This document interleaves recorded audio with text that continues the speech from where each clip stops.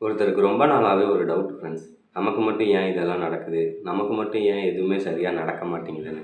இப்படி யோசிச்சுட்டே இருந்த அவருக்கு ஒரு சூப்பர் பவர் இருக்க வாட்ச் ஒண்ணு கிடைக்குது.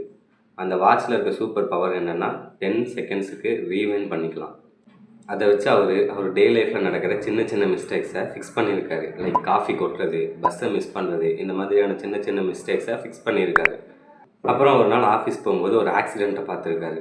அந்த ஆக்சிடெண்ட்டை பார்த்துட்டு அவர் இந்த ரீவைண்ட் பட்டனை ப்ரெஸ் பண்ணி இதை ஃபிக்ஸ் பண்ணலாம் அப்படின்னு நினைக்கிறாரு. But each rewind cost give me a memory. ஆனாலும் அவர் அதை பற்றி பெருசாக எதுவும் மைண்ட் பண்ணிக்காம ரீவைண்ட் பட்டனை ப்ரெஸ் பண்ணி யாருன்னே தெரியாத ஒரு அன்னோன் பர்சனை காப்பாற்றிட்டார். கடைசியில் அவர் யாருங்கிறதையே மறந்துட்டார். நம்ம லைஃப்பில் நடக்கிற சில விஷயங்களை நமக்கு ஏற்ற மாதிரி மாற்றிக்கணும்னு நினச்சா அது நம்ம எதிர்பார்க்காத மாதிரியான சில விளைவுகளை கொடுத்துரும்.